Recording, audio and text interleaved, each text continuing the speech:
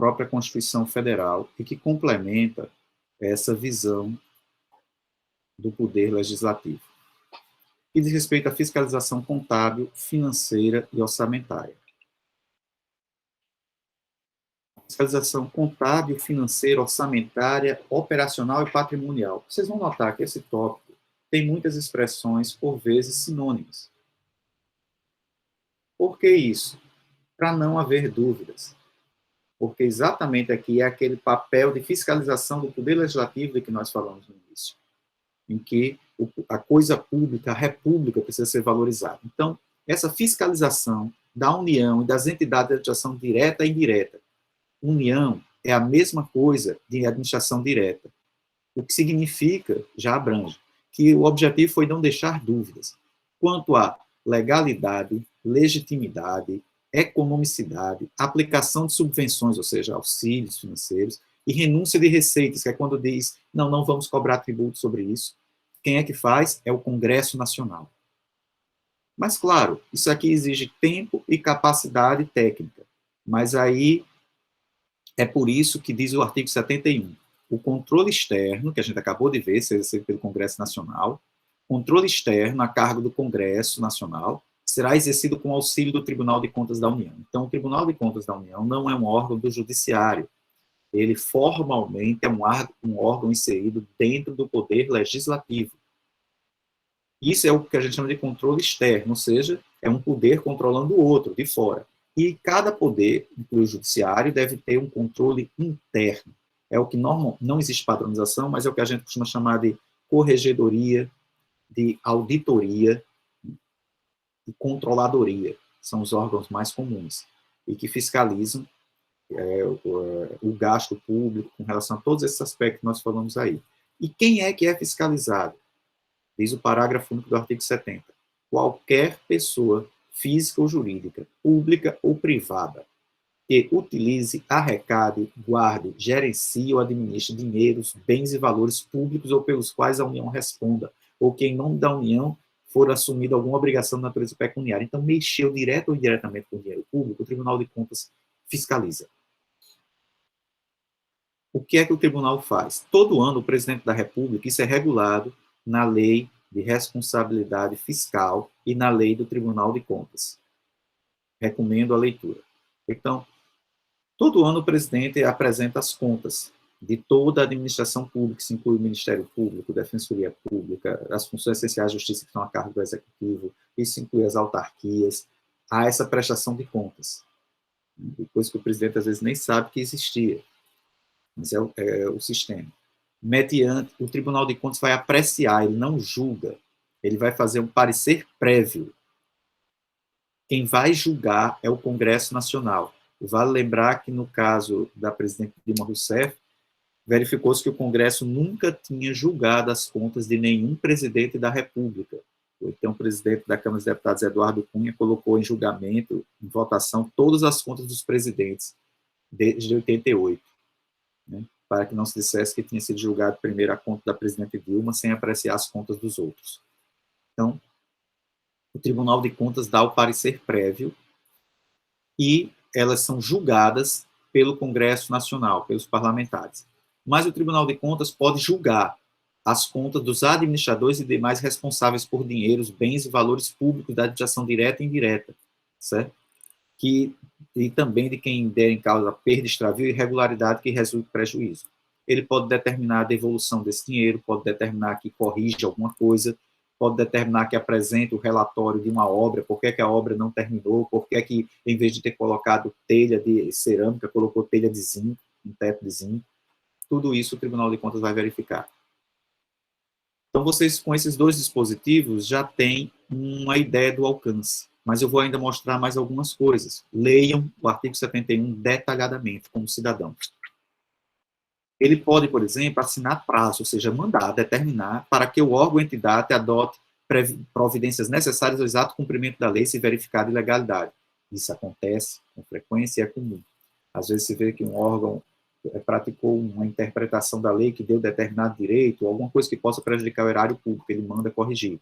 E se não for atendido, ele pode sustar e comunica a decisão à Câmara dos Deputados e ao Senado, para que eles decidam em definitivo, mas ele pode de imediato sustar se não for atendido. Ele pode representar o poder competente e, se for um contrato, a sustação será adotada diretamente pelo Congresso Nacional, que vai solicitar ao Executivo as medidas cabíveis. E aí sim, se o Congresso ou o Executivo em 90 dias não decidir nada, o tribunal é quem decide. Uma curiosidade processual. Se o Tribunal de Contas implicar um débito ou uma multa, isso vale para a cobrança judicial. É título executivo. A AGU, que funciona junto ao Tribunal de Contas da União, a AGU vai pegar esse título executivo e vai na Justiça cobrar, a Advocacia Geral da União vai cobrar esse valor de volta. Isso é feito com um rigor muito grande e extremamente frequente e comum. E o próprio tribunal vai encaminhar ao Congresso Nacional o relatório de suas atividades, porque alguém tem que fiscalizar. E aí a gente dá uma olhada aqui no artigo, né, que diz aqui, ó, os projetos de lei, vamos direto para o parágrafo 1º, o artigo 166 da Constituição diz, caberá uma comissão mista permanente de senadores e deputados, é a comissão mista de orçamento, examinar e emitir parecer sobre os projetos que dizem respeito ao orçamento anual, diretrizes orçamentárias, e também examinar e emitir parecer sobre planos e programas nacionais, exercer o acompanhamento e a fiscalização orçamentária, sem prejuízo das atuações da Comissão do Congresso. As emendas serão apresentadas na comissão mista, não aqui é referente àquilo. O importante é vocês notarem já aqui que a Constituição cobra acompanhamento de planos. O Executivo tem a obrigação de manter o cumprimento dos planejamentos que apresentam, mas isso, nós não temos uma tradição de achar que isso é sério. Voltando aqui, eu quero chamar a atenção do inciso 3 do artigo 71. Ele tem uma redação muito truncada, na verdade é o artigo decididamente mais mal redigido de toda a Constituição Federal, mas é muito importante, então ninguém mexe nele. Diz o seguinte, que o controle externo a cargo do Congresso com auxílio do Tribunal de Contas vai apreciar para fins de registro a legalidade dos atos de admissão de pessoal, a qualquer título. Ou seja, eu sou professor universitário, fui contratado, então fui concursado, aprovado, fui promovido, sou titular hoje, mas essa legalidade, se eu for olhar no TCU, foi analisado. O TCU examinou se o meu concurso foi feito corretamente, se eu não preteri vaga de ninguém, certo? Então, o TCU aprecia de todo o pessoal. Agora, olha o que diz aqui. Excetuadas as nomeações para cargo de provimento em comissão. Então, cargo de provimento em comissão, e são cargos que não são da estrutura, não são cargos para serem ocupados em nome próprio, permanente pelo servidor, cargos estáveis, eles são, isso é excetuado. Aí diz aqui, bem como uma das condições da aposentadoria, reforma e pensões. Bem como o quê? Bem como excetuado ou bem como que vai apreciar? Não há possibilidade na língua portuguesa, diretamente de entender, mas se entendeu que bem como uma das condições de aposentadoria, reforma e pensão diz respeito a que também vai apreciar a legalidade da aposentadoria, das reformas e das pensões. Ressalvado. Aí voltava a questão, ressalvado de quê?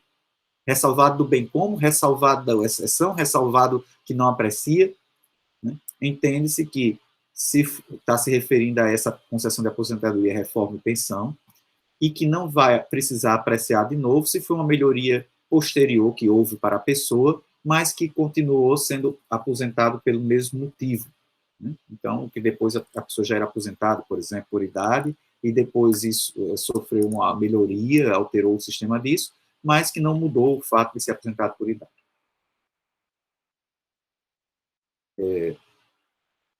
Aqui no 72, a gente tem que a comissão mista, que a gente viu agora no 66, parágrafo 1º, pode solicitar que o executivo preste esclarecimentos, sempre com auxílio do Tribunal de Contas da União.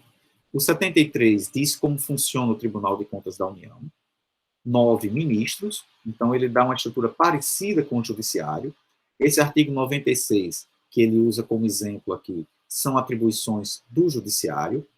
ele usa uma expressão jurisdição, que é uma expressão do judiciário, mas isso é apenas para comparar e dar uma ideia da proteção que se dá ao Tribunal de Contas da União. Mas ele, de toda forma e claramente, não é um órgão judicial.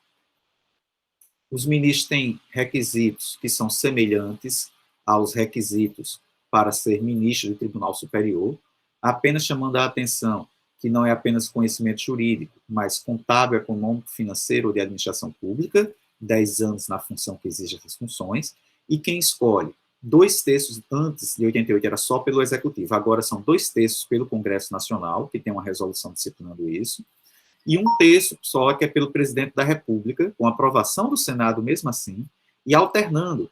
Quando faz um rodízio que chega na hora desse terço aqui, é 1/3 entre auditores, depois 1/3, um escolhido, são 3 ao todo, já que são 9, então um é auditor, o outro é membro do Ministério Público junto ao Tribunal de Contas.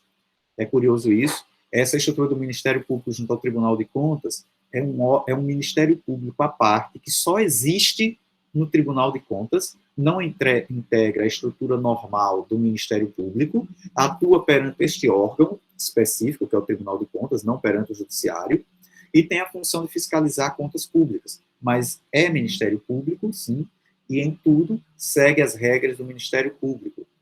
Então, uma vaga do presidente é de um auditor, que é um cargo de carreira do Tribunal de Contas, uma vaga do Ministério Público junto ao Tribunal de Contas, e a outra vaga que será livre. E mesmo nessas duas vagas aqui, quando ele nomeia, uma vez é por antiguidade e outra vez por merecimento. Os ministros do TCU têm as mesmas garantias de ministro do STJ. E quando um auditor é quem vai substituir o ministro, ele fica com as mesmas garantias de um juiz de Tribunal Regional Federal.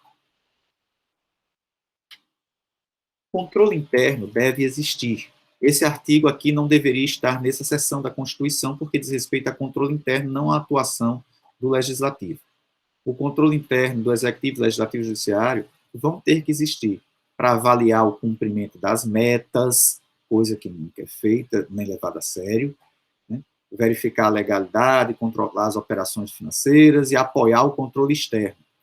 Os responsáveis pelo controle interno têm que dar, obrigatoriamente, sob pena de responsabilidade solidária, veja o que diz, responsabilidade solidária, eles têm a obrigação de dar ciência ao Tribunal de Contas. O curioso é que o responsável pelo controle interno geralmente ocupa um cargo de confiança ou alguma, mesmo que seja de carreira, não tem maiores garantias. E você impõe a ele a responsabilidade de ser o vigia da sociedade, com responsabilidade solidária perante o Tribunal de Contas para dar ciência de uma irregularidade que o chefe dele pode ter cometido. Vejam que é uma posição muito fragilizada. Eu acho que essa é a posição mais frágil para a democracia em nossa Constituição. E veja o parágrafo 2º, ele é relevantíssimo. Os tribunais de contas mantêm páginas com denúncias anônimas, é muito bacana.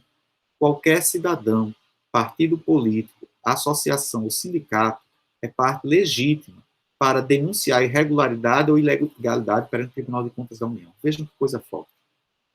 Isso tem que ser mais divulgado, isso tem que ser feito com mais regularidade e funciona. Os tribunais de contas do Estado e do Distrito Federal vão ter uma diferença. Eles vão ser chamados de conselheiros e serão 7 conselheiros. O Estado, na federação que tem o Tribunal de Contas com a maior quantidade de membros, composto por parentes de políticos ou ex-políticos, é o Tribunal de Contas do Estado do Rio Grande do Norte. Um dos, se não o mais. É interessante nós termos essa noção. Aí você diz, e do município?